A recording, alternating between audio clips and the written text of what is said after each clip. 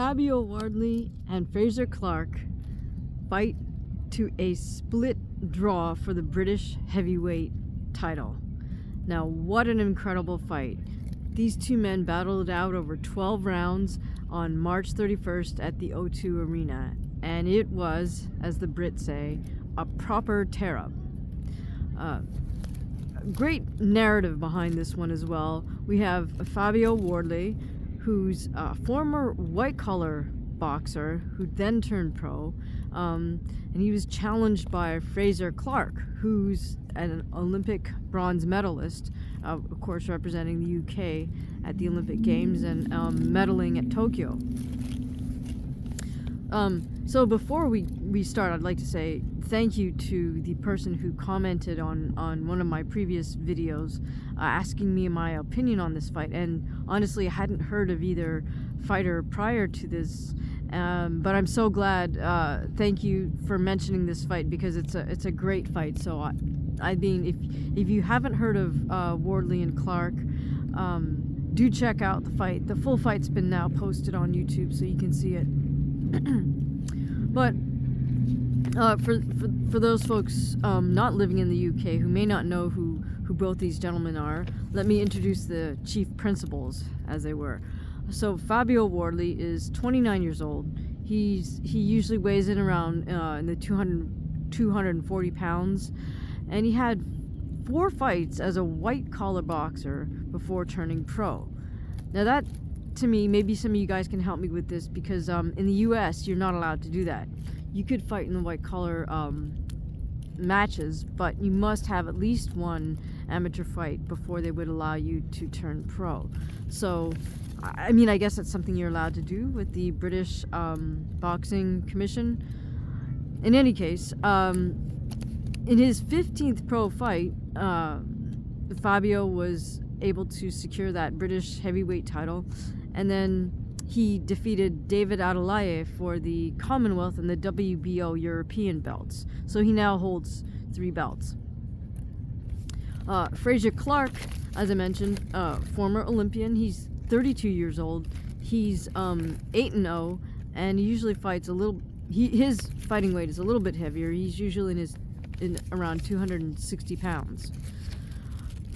So now, a split draw means that one judge gave it to WARDLEY, the other judge gave it to CLARKE, and one judge gave it a draw straight down the middle. But I'm going to state that CLARKE lost this fight, and I'm going to prove this to you in a moment. But before we do that, I'd like to sort of break down the fight as a whole. And just to let you know my biases up front, I respect both fighters as men and as fighters. They both seem to be intelligent, respectable people from the little bit of footage I did review. And I can't say that one path to the pros is better than the others necessarily. You know, I mean, it's amazing to me that somebody who could do 4 white-collar fights and then decide to turn pro. But, you know, all credit to Fabio for doing so, because it's obvious from the way he performed that he's put himself through tough training, and he's willing to learn on the job, be it as a sparring partner against higher caliber fighters than himself in the gym, or put himself through these fights. And, you know, Frazer CLARKE went the sort of traditional route, right? He had I think he had about 95 amateur bouts, fought to the top of the heap of the amateurs to represent his nation at the Olympic Games. I mean, it doesn't get any better than that for if you're going the amateur route. You know, anybody can make the Olympic team. It's probably your dream since childhood, and to better still to medal at the Olympics it's incredible. It's like you know, once in a lifetime opportunity and experience for sure. So I have a ton of respect for both men. However, I will also say this up front, from a little bit of footage I watched, I'm not particularly fond of Frazer CLARKE's trainer, and I will explain why after we review the fight. So I would say that Clarke actually lost the fight on the scorecards. He lost the moral battle, and he also lost in terms of just sort of measuring oneself against one's own skill set. Now, I'm not gonna break this fight down round by round because that would just take forever. There was so much action and so many back and forth exchanges with the momentum of the fight kind of swinging back and forth. But what I'd like to do is give you kind of a quick synopsis from my point of view. Okay, so at the very opening of the fight, it was clear in round one that Frazer established that he had both the better jab and greater variety of punches in his arsenal. But I guess maybe Fabio got spoken to after the first round, and he opened up the second round. He came with some pretty wide punches, and then Frazer was able to also start opening up with some very, very nice straight uppercuts straight up the middle, and that kind of woke up Fabio. Now, of note, I think it was one of those uppercuts that opened up a cut that went across the bridge of Fabio's nose, and that would kind of play into the drama of this fight as the fight wore on, because there's no way that cut would stay closed throughout the entire duration, right? But these uppercuts seemed to kind of wake up Fabio, and he kind of ended that second round on a very strong note, where he would figure it out if he like jabbed to the body, and then kind of paused, and then came up top to Frazer's head with a right hand. He landed a nice short right. The interesting thing here is that I think Fabio's known, and Frazer was expecting a lot of overhand rights because that's kind of Fabio's bread and butter punch. But when he landed this like short right to Frazer's temple, I think he knew right away, okay, like this will work. So the next few rounds, although it was clear that Frazer's the better technician, he kind of allowed Wardley to set the tempo and the rhythm, I felt. Wardley was able to move him around the ring, and he was also doing something very clever, which was to continually level change, right, by bending down or jabbing to the body, bending at his waist. So what this would do is sometimes get Frazer to change his eyesight, right? Like he's now looking down at Fabio's head, looking for the target that's a little bit down, and that sort of causes him to lower his guard to punch in a downward direction. So this continues into round 5, and this was a key round. Wardley gets Clarke to kind of mirror him when he starts changing levels, and also when he would drop his lead hand and kind of look over his shoulder at him.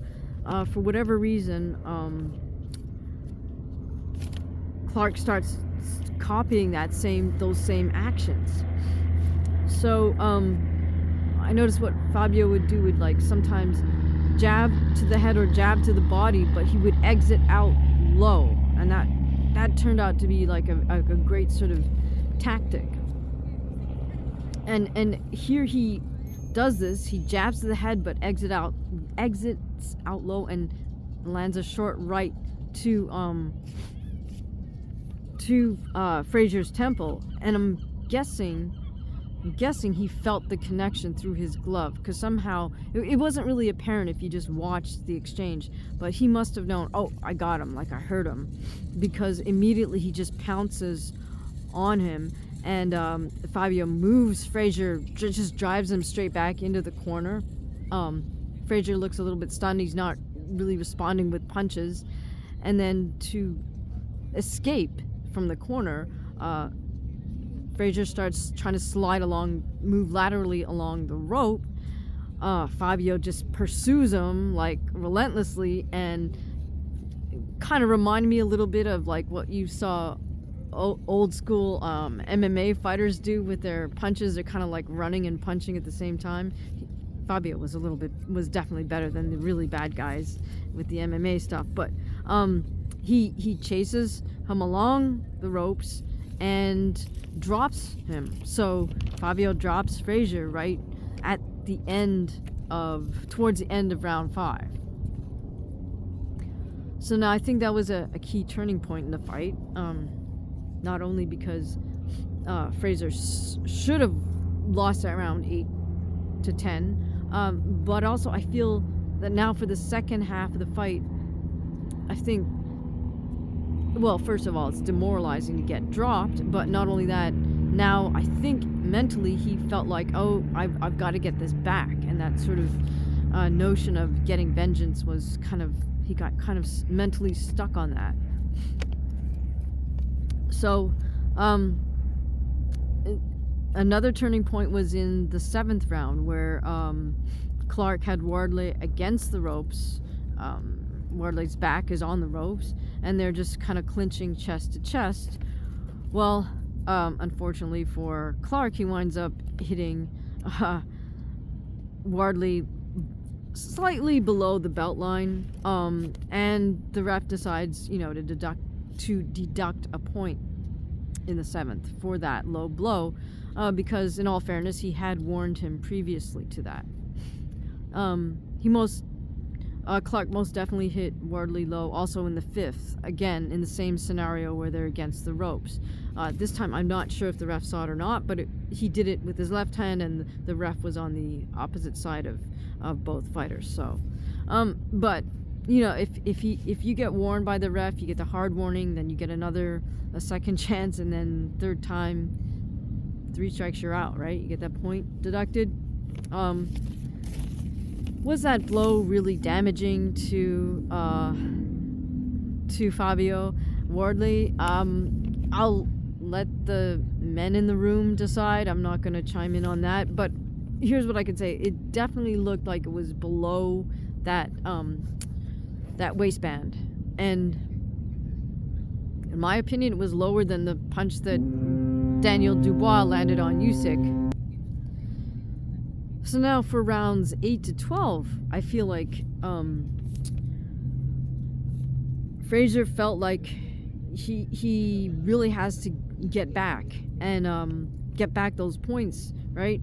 And he seems to be looking for a heavy-handed counter, and then his defense, for whatever reason, I don't know if this was what he was instructed to do, but he's just using that double high guard, which in my opinion is not the greatest way to defend against a real banger like Fabio Wardley. I mean, you've got to use your feet.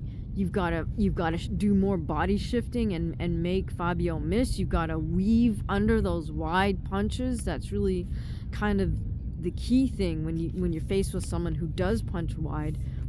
And of course, better still if you can slip, but I mean, really, the weaving is essential when there are wide punches. You want to slip more off of someone who's firing straight punches at you. So I think Frazer was a little bit tight and a little bit, tense from 8-12. Not as relaxed. Maybe he's also getting tired. I think he was definitely getting tired because he wound up spitting his mouthpiece out like 3 times, I think. And the interesting thing there is that if you do that now in the United States and a lot of commissions, you will lose a point. That might have been thanks to the whole Diego Corrales mouthpiece coming out 3 times. I'm not sure if that holds in every single commission, but it after Corrales spat out and took out his mouthpiece 3 times in that fight versus Castillo, I think the commissions instituted another rule about that specifically. Now, while all of this is going on, from rounds 8 through 12, of course, at this point, that cut right across the bridge of Wardley's nose is just bleeding profusely, so his whole face is a mask of red, and I mean, this all just adds to the drama of the fight. But you know, Wardley said afterwards that it wasn't broken; it's just it's a cut that, you know, I guess he has a scar there, or whatever. It's been known to open up, so he said it didn't really faze him. Nevertheless, so there's plenty of, you know, back and forth exchanges throughout this whole fight. The last 2 rounds, both men looked like they were gassed, but the body language at the very final bell shows me that Wardley won and Clarke lost. You know, Clarke was just so exhausted, I guess, and so maybe demoralized. He tried to sit down on the bottom rope and then fell to the canvas. So this is just bad optics, right? Like, to see a fighter sitting on the canvas at the end of his fight. His corner did try to pick him up, but you know, as he was heading back to his corner, they should have been just like rushing to kind of come underneath his arms and hold him up, or prop him up and walk him around the ring, tell him to raise his hand or something, because you want to project the fact that you won no matter what. So check out the fight for yourself, though, because you know, words cannot really suffice to describe this. This was a great fight over 12 rounds. So what I'd like to do now is break down the scorecards for you, because I actually have a couple questions. Okay, so now, to prove to you that Wardley won and that Clarke actually lost, I'll emphasize more that Clarke lost, and here's why. We know one judge gave it to Wardley, one judge gave it to Clarke, but let's look at the scorecard that was the draw. Okay, the actual numbers on that scorecard are 113, 113. What that means is Wardley lost 7 rounds and won 5, right? That's how you get the 113. If he won 5 rounds, that's 50 points. He lost 7 rounds, so that 7 times 9 is 63. 50 plus 63 is 113. All right, so now let's look at the other side of that. That means Clarke won 7, so that's 70 points. And he lost 5. So normally that would be 5 times 9, so 45. So normally he would have 70 points plus 45. He would have 115 points. However, he lost a point for getting dropped, and then he lost another point for the low blow. So that's 2 points. So now he's down to 113. That's how they got the 113, 113. So if Clarke had not done the low blow, he would have won on that judge's scorecards 114 to 113. That means he would have won the fight overall, because 2 judges would have given it to him and 1 judge would have given it to Wardley. He gets the split decision victory, but he gets the W, right? So Clarke lost the fight for himself by landing that low blow. Getting dropped, we'll say, was out of his control per se, but he certainly was in control of, he could certainly have avoided hitting the other guy low. That's with certainty.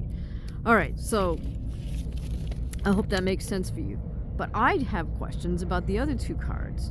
So let's look at the 115 for Clarke, 112 for Wardley. Again, if it's okay, let's look at it from we'll start with Wardley. So if it's 112 Wardley, that means he won 4 rounds and lost 8, right? Because he won 4, that's 40 points. He lost 8. 8 times 9 is 72. 40 plus 72 gives you the 112. Now let's look at Clarke's side. That means Clarke won 8 rounds. That's 80 points.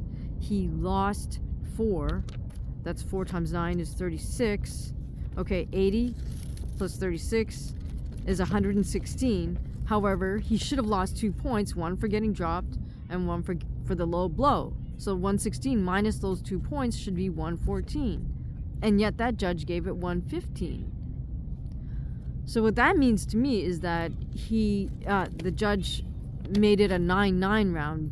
One of those rounds was a 9-9 round, not a 10-8 round, I guess. I don't know. Now, the same thing holds for that other card that had Wardley 114 and Clarke 113. If Wardley is getting 114 points, that means he won 6 rounds, right? 6 times 10 is 60. 6 times 9 is 54. 60 plus 54 is the 114. On Clarke's side, if he also won 6 rounds, it should be the same, right? 114. But then it should be minus the 2 points. So it should be 114, 112 Clarke, not 113. So again, I guess one judge, instead of making the round a 10-8 round, he made it a 9-9 round. I don't know. The thing is, quite often when the scorecards are close like this, some intrepid reporter runs to the ringside table and takes a picture of the scorecards.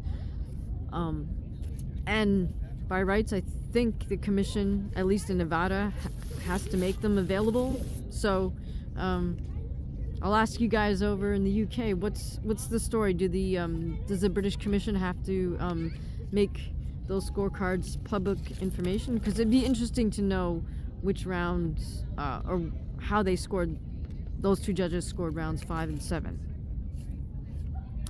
Okay, so my whole point in talking about the scorecards is that I hope you guys get that Clarke cost himself the fight and those 3 belts that he wanted so badly by landing that low blow. Okay, it should have cost him more points on those other two cards, but it's sort of irrelevant because one judge gave it to Wardley, one judge gave it to Clarke. In any case, Clarke cost himself. That's my point. Now, the next realm where I felt he also lost was sort of in that confidence or the sort of moral victory, because by it being a draw, now Fabio Wardley retains these 3 belts, and I think Frazer, I think he almost feels like entitled to be British heavyweight champion, because after all, he represented his country at the Olympics, and other world class amateur competitions. So there's that. I think he feels he deserves to be British champ as a pro, but it's also that he has to face the fact that he just got beaten by a guy who had 0 amateur experience and only, in quotations, fought as a white-collar boxer. So I think Clarke had the narrative in his head that he's supposed to be able to beat this guy who has far less experience than him, because he had no amateur experience, and Clarke just looks at him and thinks, well, he's not really that polished. I'm the better technician. Now, the whole thing with all that is, yes, it's true. Clarke you are the better technician. However, this is not a martial arts kata where we evaluate your form against an agreed upon ideal. This is a fight. So, you might have better technique, but you get exactly 0 extra points for having better technique or better form. Okay. So now, on Wardley's side, I feel like he probably, feels even more confident after this fight, because he knows that he can rally through, this, with this mask of blood all over his face, that he can just sort of like suck it up, tough it out, and he'll just keep coming.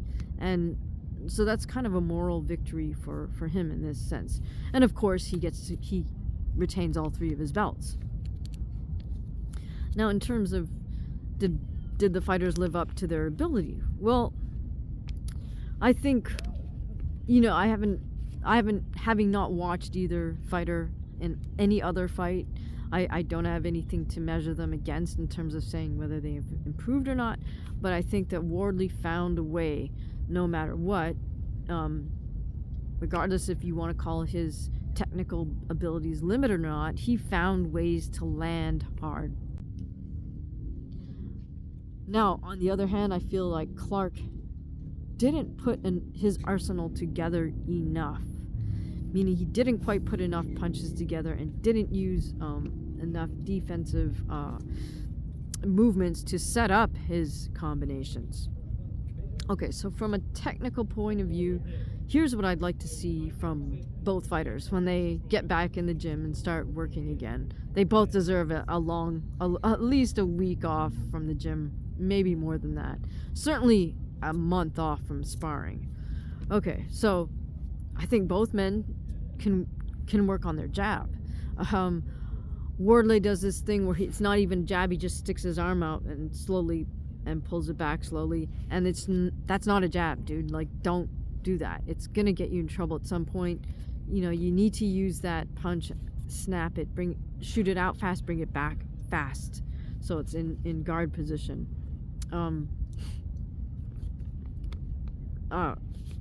Clarke, I think, you know, he just needs to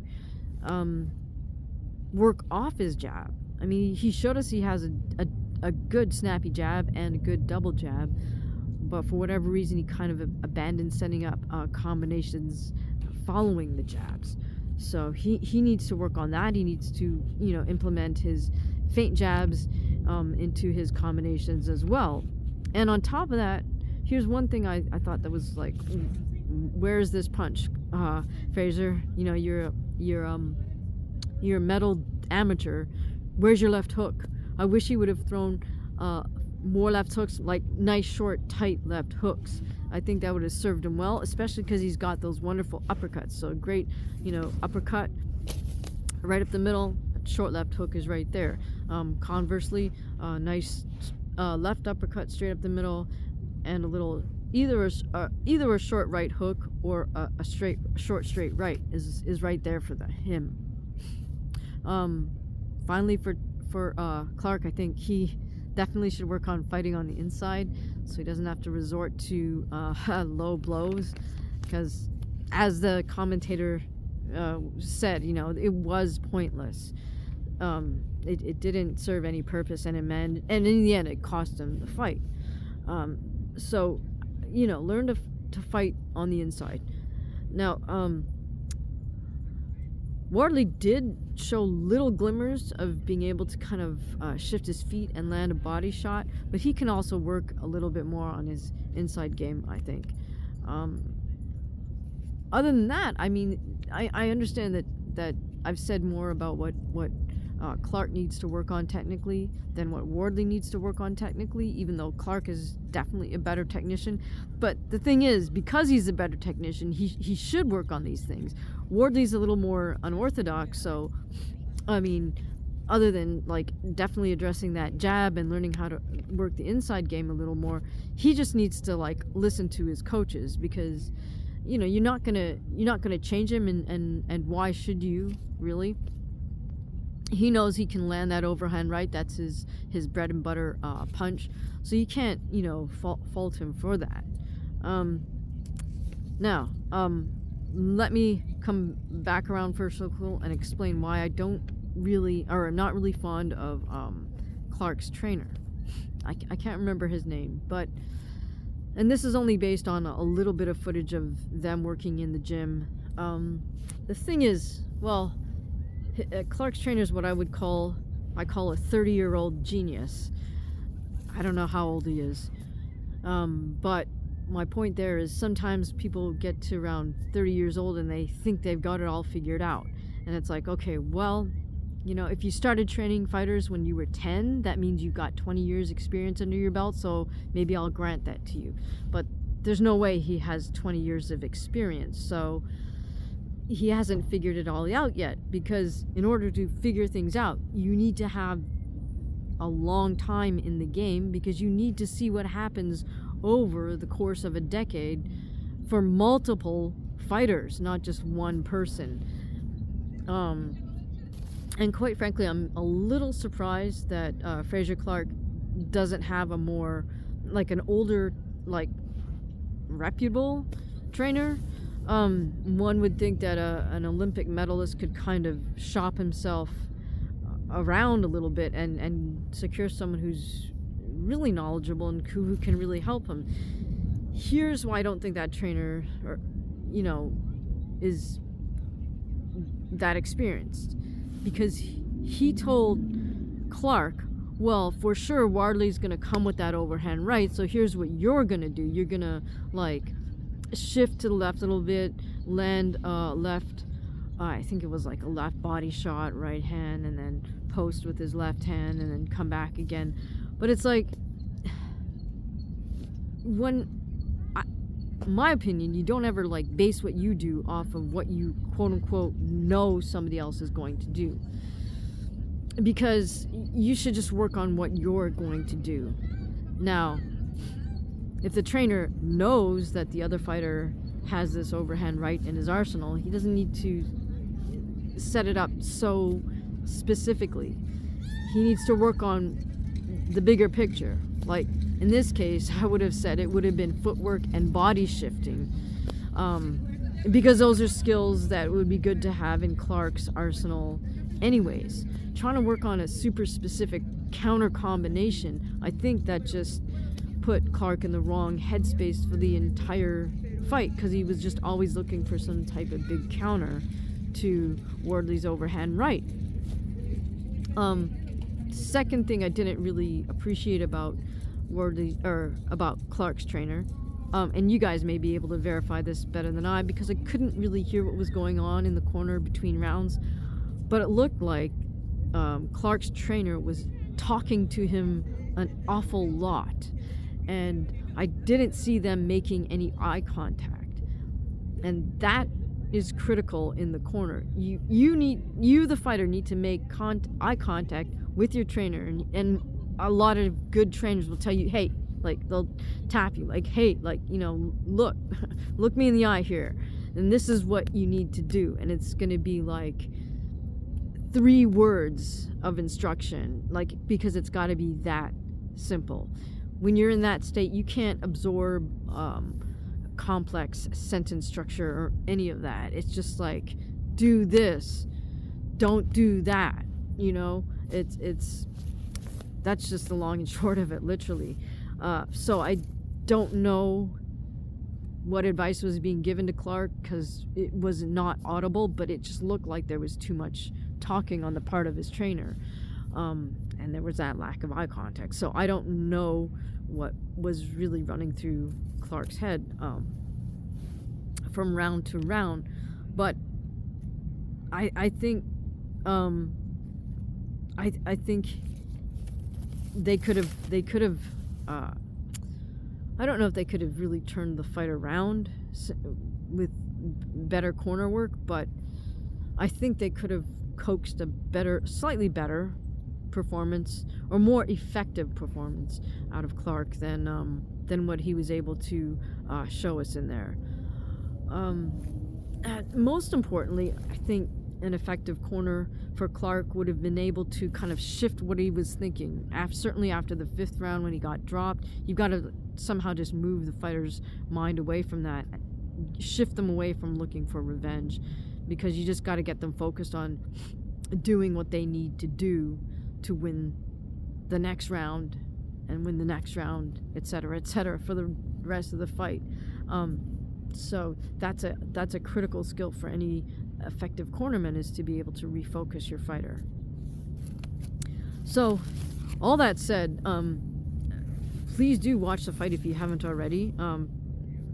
Most of us here in the United States have not heard of this fight, and had not heard of either fighter, but it's such a terrific fight. It's definitely worth watching, and I think both of these men are kind of British heavyweights who are on the come up, so to speak. It looks like they want to sort of vie for position and hopefully work their way into top 20, top 15, and I think they could both do so, given the proper given the proper, you know, training in the gym, given the proper sparring, and given the proper fights.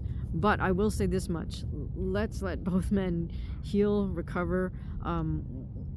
As much as maybe we want to see a repeat of this because it was so exciting, it's kind of cruel to wish that on two human beings.